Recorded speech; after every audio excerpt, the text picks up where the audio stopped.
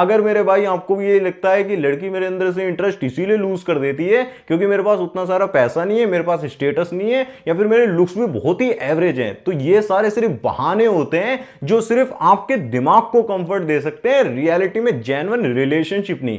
बल्कि एक चीज ऐसी होती है जो 90% इंडियन मेंस अपनी पूरी लाइफ में नहीं समझ पाते हैं। इवन उनकी शादी भी हो जाती है ना, गर्लफ्रेंड भी बन जाती है, उसके बाद भी वो इस चीज को इग्नोर ही करते रहते हैं, जिसकी वजह से रिलेशनशिप हमेशा फेल होता है। लड़की कुछ दिनों के लिए भले ही उनकी लाइफ में आ जाए, लेकिन वो उनकी लाइफ से भागना ही चाहती है, उनसे दूर ही भागती है। एक सिंपल से सीन को इमेजिन करो, आप लड़की से बात कर रहे होते हो, सब कुछ स्मूथ चल रहा होता है, फिर एक दिन अचानक से छोटा सा आर्ग्यूमेंट होता है। लड़की आपसे बोलती है कि तुम तो हमेशा ही ऐसा करते हो, और आप अचानक से डिफेंसिव मोड में आ जाते हो, रिएक्ट करना शुरू कर देते हो, वॉइस थोड़ी सी आपकी रश में हो जाती है, फास्ट हो जाती है, और बॉडी थोड़ी सी टाइट हो जाती है कि मुझे बताओ ना मैंने क्या गलत किया। और वहीं से ना आप उसके ट्रैप में फॉल कर जाते हो। इसे मैं एक तरीके से इमोशनल लूप ट्रैप बोलता हूं, जिसे हमेशा लड़की लीड करती है, और उस तरीके से आप जो उसकी इमोशनल कॉन्वर्सेशन होती है ना, उसमें पूरी तरीके से घुस जाते हो और पूरी तरीके से उसके ट्रैप में फॉल कर जाते हो। वहीं पर ना गेम पूरी तरीके से स्लिप होना शुरू हो जाता है और उसके हाथ में कंट्रोल जाना शुरू हो जाता है। और ज्यादातर मैंस ये गलती करते ही हैं, तो ये गलती दोबारा से रिपीट ना हो,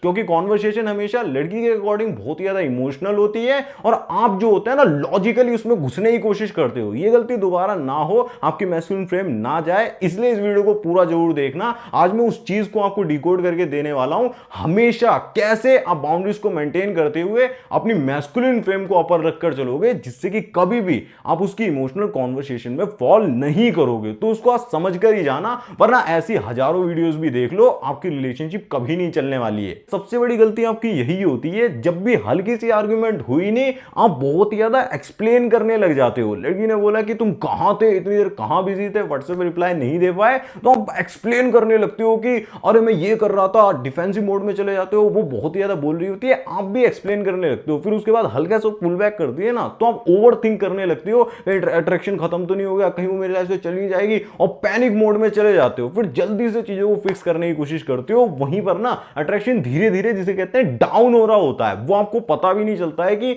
वो किस तरीके से नोटिस कर रही है कि ये इमोशनली बहुत ही ज्यादा इमेच्योर है, एकदम बच्चा है। वो इस चीज को समझ जाती है। जैसे कि एग्जांपल से समझ लो, एक ग्लास जो होता है ना, हल्का सा उसमें क्रैक आ जाए तो धीरे धीरे उसमें से पानी गिरता है ना, धीरे धीरे करके वो खत्म होता है। इसी तरीके से भी अगर अट्रैक्शन में जो आपके इमोशनल रिएक्शंस होते हैं ना, बार बार आप रिएक्ट कर देते हो, उसकी वजह से अट्रैक्शन धीरे धीरे जिसे कहते हैं डाउन होना शुरू हो जाता है मेरे भाई। और वही चीज आगे जाकर आपको पता लगती है, आपको ऐसा लगता है कि अचानक से ऐसा क्या हो गया, लड़की जो कहते हैं मुझे छोड़ना चाहती है, पूरी तरीके से बाहर जाना चाहती है। नहीं भाई, वो जो इमोशनल रिएक्शन आप हर टाइम दिए जा रहे थे ना, हर छोटी छोटी बात पर पैनिक करे जा रहे थे, उसकी वजह से अट्रैक्शन खत्म हो जाता है। और ये जो रिएक्टिव होना होता है कि जल्दी से मैं कैसे ना कैसे करके फिक्स कर दूंगा सारी चीजों को, एकदम मोमेंट में वैसा ही चाहिए मुझे, सारी चीजें बस फिक्स हो जाए ना, मुझसे गलती हो गई कोई बात नहीं, वो गलती आपको कभी भी नहीं करनी है। एक सिंपल सी एनालॉजी को समझ लो, लड़की हमेशा कॉन्वर्सेशन को इमोशन से ऑपरेट कर रही होती है और आप लॉजिक से,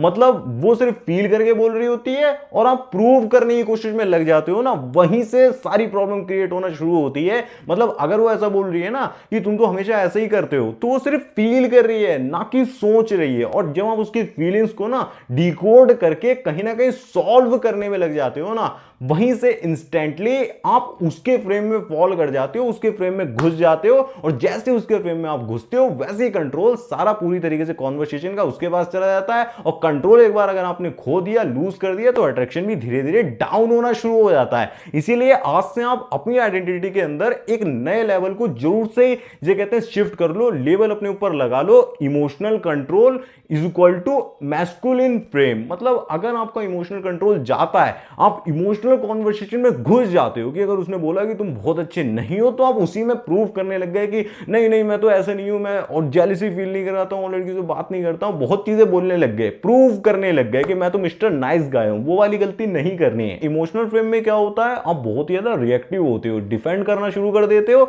जल्दी से आर्ग्यूमेंट्स में फंस जाते हो, एक्सप्लेनेशन देने लगते हो। बट मैस्कुलिन फ्रेम में क्या होता है ना, आप हमेशा ऑब्जर्व करते हो, कभी भी रिएक्ट बिल्कुल भी नहीं करते हो और ज्यादा से ज्यादा खुद पर फोकस्ड करते हो, काम रहते हो, ग्राउंडेड रहते हो। एग्जाम्पल के लिए अगर लड़की आपसे बोलती है ना कि तुम तो हमेशा ही ऐसा करते हो, तो नॉर्मल पर्सन का रिएक्शन मैंने आपको पहले बताया। अब जो मैस्कुलिन फ्रेम मेंटेन करने वाला मैन होगा उसका क्या रिएक्शन होगा?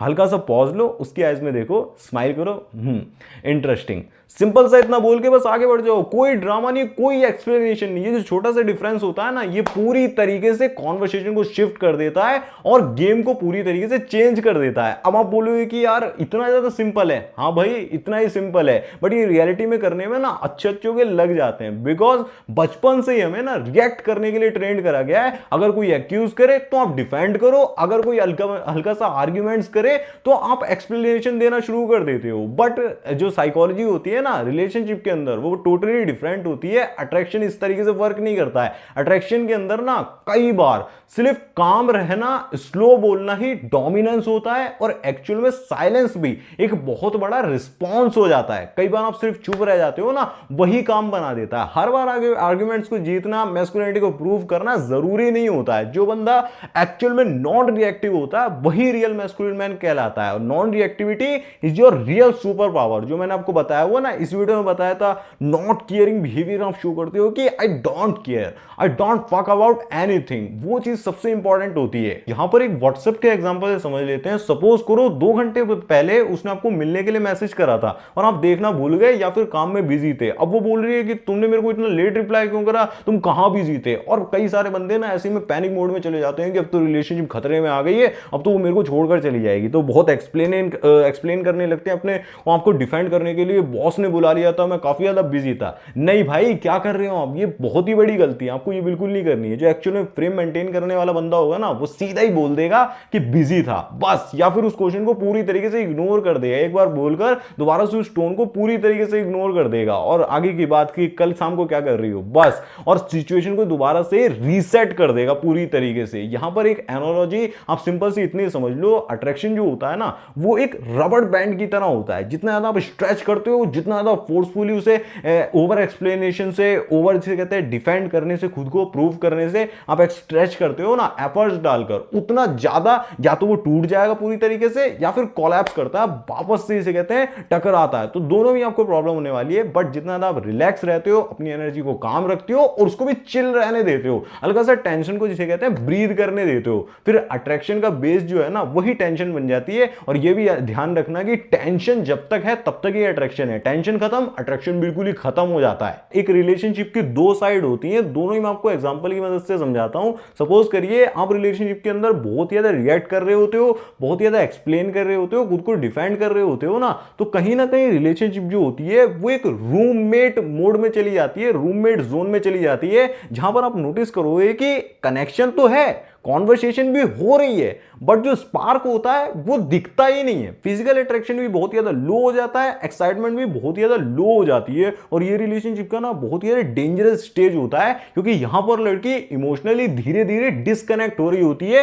वो भी बिना किसी लाउड ब्रेकअप के। वहीं पर दूसरी साइड इमेजिन करो, आप बहुत ज्यादा काम रहते हो, बहुत ज्यादा अपनी एनर्जी को स्टेबल रखते हो, बहुत ज्यादा कंपोज रहते हो, कभी भी उस पर आगे बढ़ने के लिए प्रेशर नहीं डालते हो, किसी भी तरीके से जल्दबाजी में इंप्रेस करने की कोशिश नहीं करते हो, तो लड़की कॉन्शियसली तो नहीं, डायरेक्टली तो नहीं समझ पाएगी, बट सबकॉन्शियसली फील करेगी कि ये बंदा बहुत ही ज्यादा स्टेबल है और बहुत ही ज्यादा इसकी एनर्जी जो है ना वो बहुत ही ज्यादा स्टेबल है। तो उस एनर्जी की वजह से अट्रैक्शन ना धीरे धीरे नेचुरली ग्रो करता है, जबरदस्ती क्रिएट करने की जरूरत नहीं पड़ती है। बट ज्यादातर क्लाइंट्स मेरे पास आते हैं, वो कहते हैं कि मैंने शादी के लिए अप्रोच करा, उसके बाद जिसे कहते हैं चीजों को जल्दी से आगे बढ़ाने की कोशिश करी, मैंने प्रेशर डाला, मुझे कमिटमेंट चाहिए थी, बेसिकली मुझे पता होना चाहिए ना कि वो मेरे लिए लॉयल रहने वाली है। भाई जो लॉयल्टी होती है वो कभी मांगने से नहीं मिलती है, स्टेबिलिटी दिखाते हो आप, मैच्योरिटी दिखाते हो, वहां पर लॉयल्टी होती है। कोई ऐसा नहीं होता हाँ या ना बोल देने से लॉयल्टी आ जाती है। कई सारे केसेस ऐसे भी होते हैं, लड़की ने पूरी तरीके से प्रपोज कर दिया, सामने से प्रपोज करा था, तब भी उसने बाद में चीट करा। तो भाई लॉयल्टी सिर्फ वर्ड्स में नहीं, एक्शंस में नजर आती है। ये सिंपल फॉर्मूला अपने दिमाग में बैठा लो, जितना एक्सप्लेन करोगे उतना वीक नजर आओगे, जितना डिफेंड करोगे लो वैल्यू नजर आओगे, आर्ग्यूमेंट्स में फंसे रहोगे, अट्रैक्शन ड्रॉप हो जाएगा। लेकिन काम रहोगे ना तो पावर बिल्ड होगी। साइलेंस से ही कंट्रोल आता है, और जो स्लो रिस्पॉन्सेज होते हैं ना वो आपके कॉन्फिडेंस को शो करते हैं। Choice is yours. हमेशा याद रखो, आपका जो खुद पर कंट्रोल होता है ना, वही आपकी रियल पावर होती है। कभी भी रिलेशनशिप के अंदर लड़की को सेंटर मत बनने दो, अपने आप को सेंटर बनाकर चलो। जैसी एनर्जी आपकी होगी ना, आपकी एनर्जी बहुत ज्यादा एंशियस है, आपकी एनर्जी जेलस है, इनसिक्योर है, या फिर कैसी भी एनर्जी है, अगर आपकी स्टेबल एनर्जी है, काम एनर्जी है, आप बहुत ज्यादा अपनी लाइफ में फोकस्ड हो, तो वो उसको फील होती है। एक्चुअली में इसी तरीके से गेम वर्क करता है। अगर आपकी एनर्जी, आपको ध्यान रखना होगा कि अगर आपकी एनर्जी बहुत ज्यादा लो जा रही है तो उसको स्टेबल करने पर ध्यान दो। ऑटोमेटिकली रिलेशनशिप जी रहते हैं फिक्स्ड होना शुरू हो जाता है। आप खुद को कंट्रोल करोगे, रिलेशनशिप को कंट्रोल कर पाओगे। जो बंदा खुद को कंट्रोल नहीं कर सकता, जिसका खुद का कोई डायरेक्शन नहीं है, वो कभी रिलेशनशिप को मैनेज ही नहीं कर पाता है। अब लास्ट में एक इंपॉर्टेंट चीज समझ लो, आपने भी देखा होगा कुछ लड़के ना तो ज्यादा अट्रैक्टिव होते हैं, ना तो उनके पास इतना ज्यादा पैसा होता है, एवरेज लुक्स होते हैं,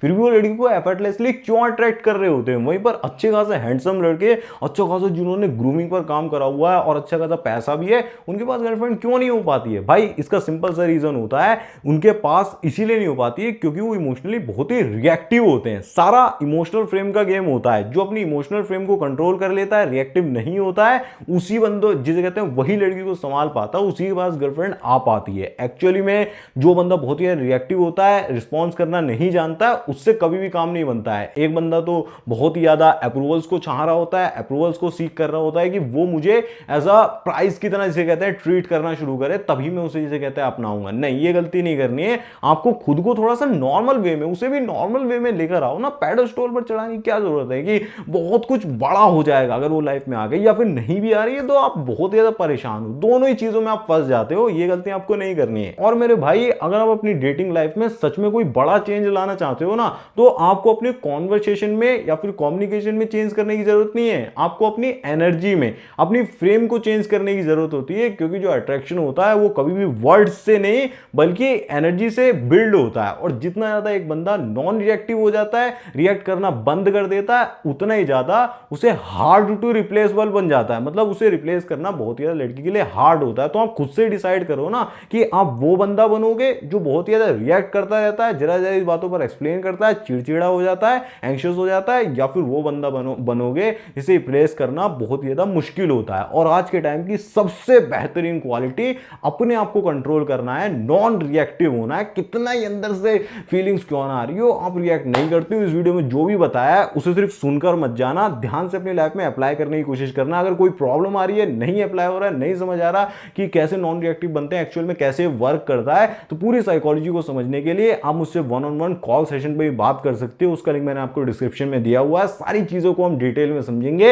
एक्यूरेट क्या आपकी सिचुएशन है, क्या उस लड़की की साइकोलॉजी है, क्या एनर्जी का लेवल है, उसके अकॉर्डिंग फॉर्मूला तैयार करके देंगे। बाकी यहां पर मैंने जो नॉट केयरिंग बिहेवियर का नाम लिया था कि किस तरीके से एक बंदा जब नॉट केयरिंग हो जाता है ना कि आई डोंट केयर, वो उससे उसके दिमाग पे क्या इंपैक्ट पड़ता है और वो साइकोलॉजी कैसे वर्क करती है, सामने स्क्रीन पर जो वीडियो आ रही है मोस्ट अट्रैक्टिव क्वालिटी है, उसको एक बार क्लिक करके जरूर से देख लो। मैं मिलूंगा आपसे उसी वीडियो में, तब तक के लिए आप ऐसे वीडियोस को देखते रहे। धन्यवाद, जय श्री राम, अपना ध्यान रखिए, खुश रहें।